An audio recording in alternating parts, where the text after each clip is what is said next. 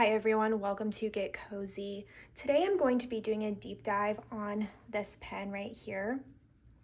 This is a vintage Pelikan 140, and I'm going to be talking about this pen because I got this as my first fountain pen, and I didn't really know what I was getting into when it comes to vintage pens, and I think it's quite funny that this is my first one and wanted to talk about, my opinion on whether or not it's beginner friendly, and I'm going to talk about that a little bit more towards the end. I just want to go through some of the specs of this pen and how it compares to some other pens I have in my collection. I'll give a little bit of a writing sample as well.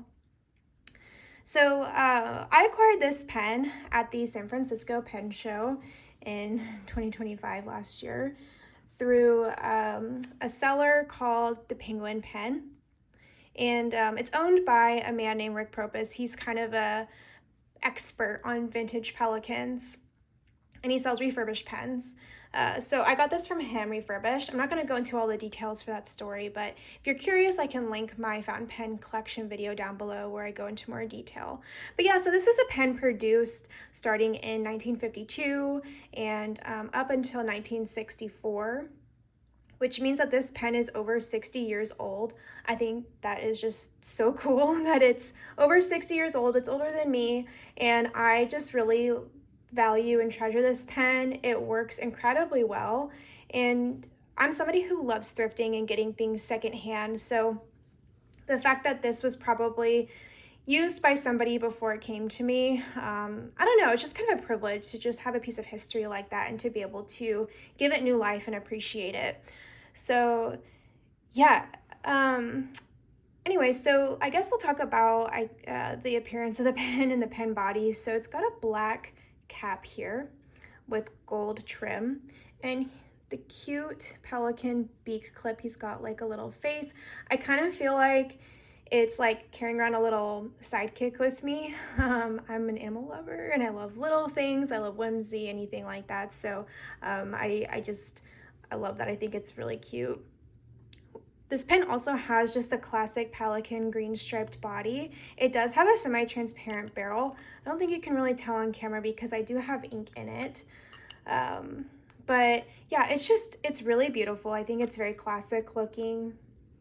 I do have small hands, and I do tend to write with it posted. I can write with it unposted, but it just feels better in the hand to have posted.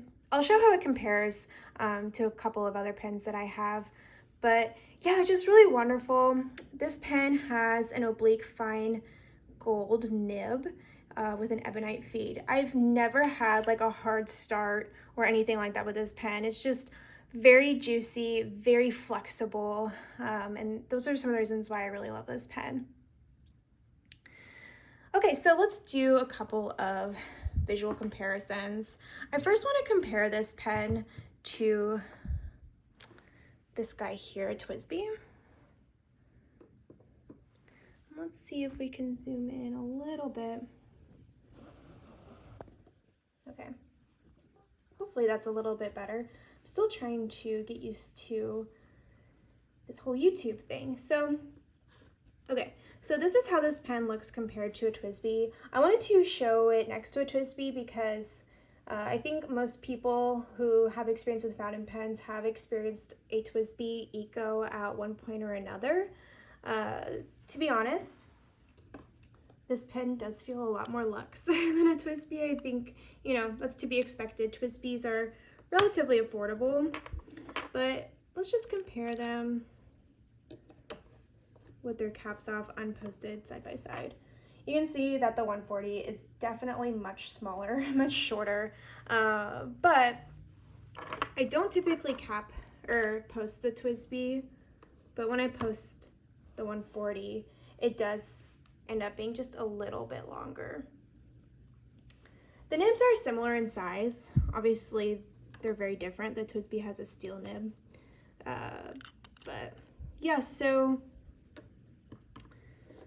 I hope that shows kind of just like how small this pen really is. I think the 140 can be classified as a pocket pen. It is quite small, but when it is posted, it does feel like a full-size pen. Okay, so the next pen I want to compare it to is a Pelikan M1000. This is a very large pen. Again, I have small hands, so I do feel like the 1000 is pretty big in my hand. It is thicker in girth in comparison to the 140. I don't post the 1000 when I write, so I'm not going to post it here. And I think having them side by side unposted, like the 140, just looks very small in comparison. And like, look at those nibs, very different in size. But when I do post the 140, it does tend to end up being just a tad bit longer than the 1000. So very comfortable in the hand. Honestly, I would say that the weights, when I hold them side by side in my hands, they're quite similar to each other, and they both feel very luxurious. Even this one, which is kind of funny because from my understanding, the 140s are supposed to be, at the time that they were produced, a little bit more accessible than some of the other Pelikans. And it is more accessible than the 1000, but it still feels very luxe, very special. And I mean, they look beautiful next to each other. As far as the nibs go, the 1000 obviously has a much bigger nib. It is bouncy, but it's not as flexible as the vintage pen. I think the vintage Pelikans or other vintage gold nibbed pens tend to be highly sought after because of the flex that they sometimes have. So if you are somebody who likes a flexible pen, you like a smaller pen, you might actually really like the 140. Okay, and then the third and last pen that I want to compare it to is the Pelikan M800. The M800 is not that much shorter in length than the 1000. I guess I can put them all here. So, I mean, for that difference, like still the 140 is quite small. But the reason why I wanted to compare these two actually is to compare the barrels. They are quite different. They are both the green striped barrel, but as you can see, the colors are quite different. So the 140 I have here at the bottom, and along the barrel, you can see that there is some color variation, even just within each of the lines on the barrel. It just changes a little bit, and then between the lines, they can vary in color as well. So quite interesting in that way, whereas 800, which I have on top, the color is a lot more uniform. So along the line, the color is pretty uniform, and then from line to line, they are pretty much identical. The 140 is a little bit more matte. There's not really a lot of like glimmer. It does reflect light very beautifully, but the 800 is almost glimmery and like metallic looking and kind of shimmery. I don't know if you can see that on camera, but it makes the 800 just look a little bit more elevated and pretty, at least in my opinion. But they're both very cute. I love them next to each other. It looks like big sister, little sister. Yeah, so really wonderful pens for that reason. But yeah, the 140, it's small, but I think that it is still a wonderful size. Okay, so next I'm going to give a little bit of a writing sample, and I'll clear some space here. I'm going to be using this Konzo Noto notebook. This has Tomoe River paper, and I believe this is specific to jet pens. It's fine. I like that it comes with a lot of pages, but they're quite thin, so the ghosting is not great, regardless of the pen that you use, but it's very smooth, very satisfying to write on. And I'm going to be using this ink. I have this in the pen already. This is Tsukio by Pilot Uroshizuku. And I think I have a blank page marked off here that we can do a writing sample on. And I will scooch you in. Okay. So this is a Pelikan 140 with an oblique fine nib. I don't know if you can see how shiny that ink looks, but it's just so juicy coming out of this pen. It's so beautiful. Next, I'll write the name of the ink. So it's Pilot.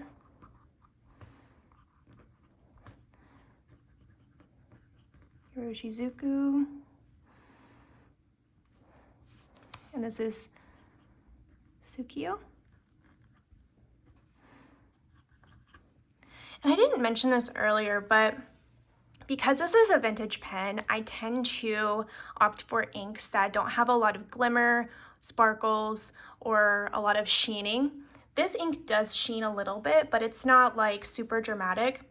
Something I really like about pairing these two together is just the shading. I think the fact that this is an oblique nib with a lot of line variation, it deposits the ink a little bit variably, and it's so wet and juicy. So a lot of times when I write with it, some of the letters will have like lighter spots, like a watercolor effect, and I just think that it looks so pretty. And then as far as the nib goes, it's very flexible. I don't know if this is really doing it justice, but the downstroke is very thick. The side strokes are thinner. It's not an extra fine nib, right? But very nice line variation. Another reason why I like this pen is I can write in both print and cursive, and I think it looks nice both ways. I think sometimes with certain pens, my print just looks really bad.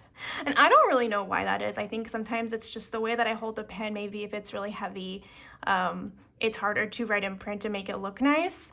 But for this pen, it's so small, it's so easy to use. I can see where the nib is touching the paper really easily. So I tend to think it helps my handwriting to look nice.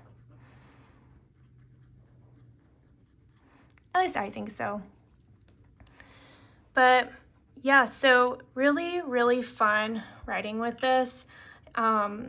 This was my first pen, but ever since I've gotten other pens, I do find myself reaching for this one a lot. I don't know if you can really see the sheening and shading there. I think it just looks so pretty. Oops, sorry for bumping the camera. So I have a couple of other writing samples I can share with you in my journal just to show how I use this pen in my real life. Let me put her somewhere safe.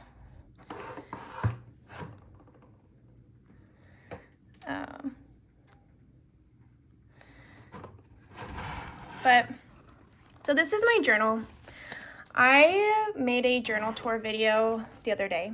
So if you're curious about my journaling style, I encourage you to watch that video. I'll have it linked down below. But I keep a Hobonichi Weeks as a planner, and I use a Hobonichi graph notebook for my journal. But I wanted to share, this is an example of a spread in my weeks where I used my Pelikan 140. So you can see that like I do a little bit of printing and then also some cursive, but even though the grids in this notebook are really, really small, I can still write really small with this pen and it's still quite legible. So I really appreciate it for that. It makes it very functional. I think sometimes with like a broad nib, it can be really difficult to use them in a notebook that has really small grids unless you want to start skipping lines. And I don't know, I don't really like to skip lines. I like to pack it all in. And then in my journal, I used it on both of these pages. Up here, I used a gel pen actually. But on this side, I used Tsukio.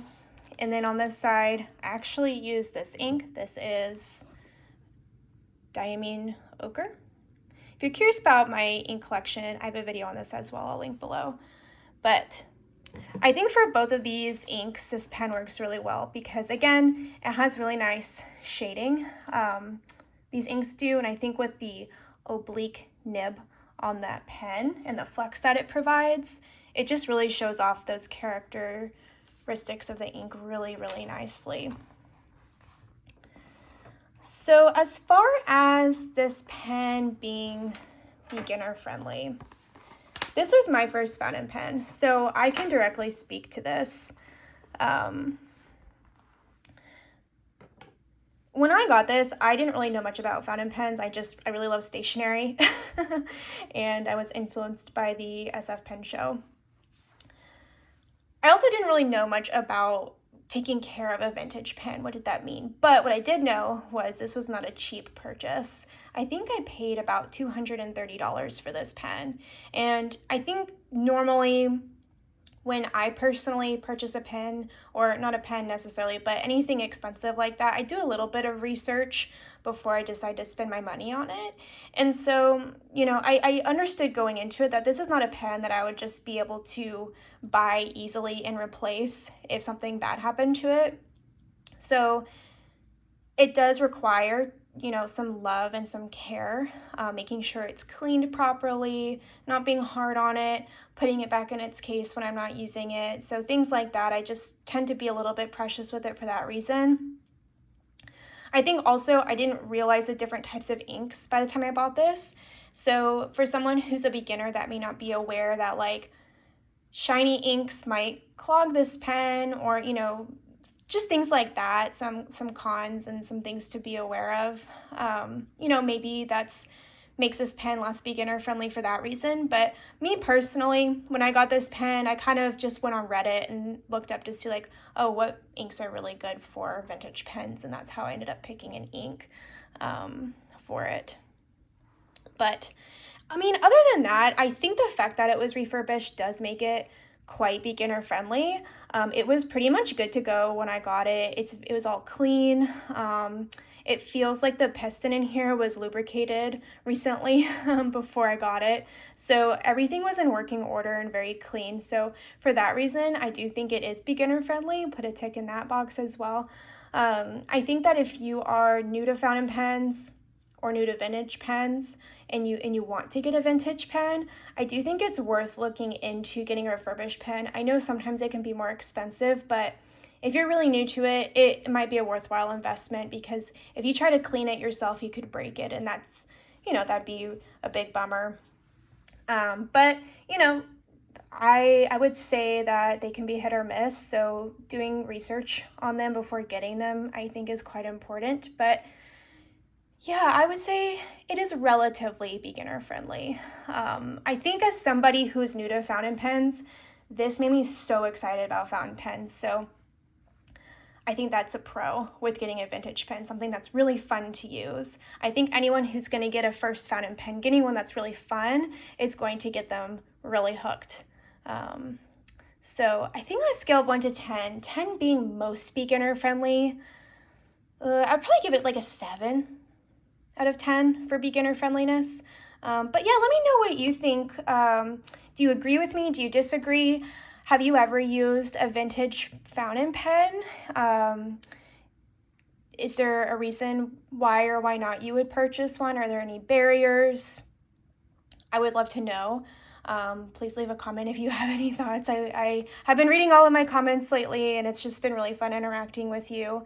And yeah, I'm still new to this whole YouTube thing, so if you like this content, I would really appreciate a thumbs up or a subscribe if you feel so inclined. And I'm just going to leave you guys there, so I'll see you next time. Thanks for watching.